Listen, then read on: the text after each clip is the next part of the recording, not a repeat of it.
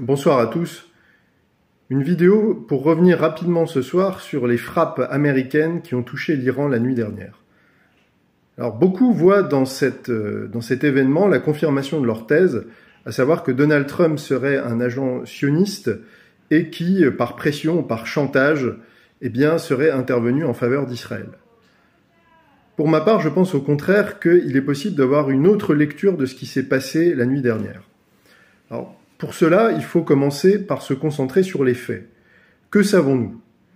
La première chose, c'est que ces frappes américaines, il n'est même pas certain qu'elles aient affecté de façon significative ou durable la base de recherche, la centrale iranienne, puisque celle-ci se trouve en grande profondeur et il semblerait que les frappes n'aient touché que la surface.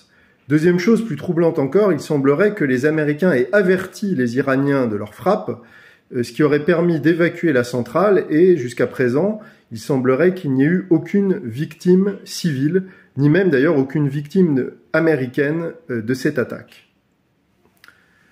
Et enfin, aujourd'hui, J.D. Vance a dit que ces frappes étaient nécessaires, mais qu'il était hors de question de déployer des troupes au sol en Iran.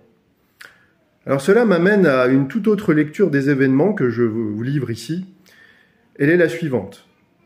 Ne peut-on pas imaginer que ces frappes très mises en scène, très théâtralisées, ont été en fait un moyen de clore le dossier iranien et de supprimer ce qui était présenté toujours comme un argument en faveur de la guerre. Là, nous dit le récit officiel, ça y est, l'Iran a perdu ses capacités nucléaires, ses bases ont été frappées, justice a été faite, mission accomplie. Est-ce que là, il ne s'agit pas en fait d'une mise en scène qui permet justement d'éviter un engagement plus large dans le conflit, comme si Donald Trump et ses équipes avaient coupé l'herbe sous le pied, justement de ceux qui poussent à la guerre? Et par bien des égards, ce qui s'est passé hier soir m'a rappelé ce qui s'était déjà passé en 2018. Là, c'était au sujet de la Syrie. Donald Trump avait fait la même chose. Il avait parlé fort, il avait fait des moulinets, il avait annoncé là encore une mission réussie, que la voix de l'Amérique était respectée. Et au final, il avait frappé des entrepôts vides avec des missiles en ayant pris le soin d'avertir au préalable les Syriens qui les avaient évacués. Et donc je trouve que c'est la même chose qui se passe.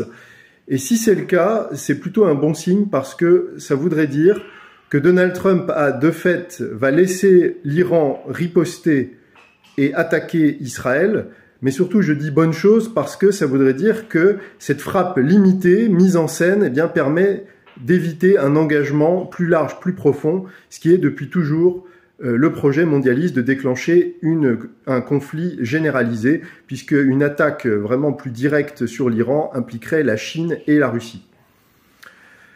Donc nous allons voir ce qui va se passer, mais moi je reste convaincu, je maintiens ma thèse, celle d'une alliance antimondialiste qui implique les Trumpistes, la Chine, la Russie, l'Iran, et que ces forces, avec leurs intérêts respectifs, agissent néanmoins de concert contre le mondialisme.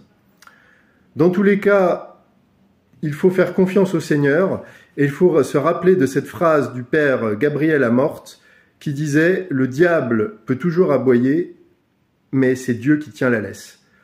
Je vous souhaite un bon dimanche, que Dieu vous bénisse et que Dieu bénisse la France.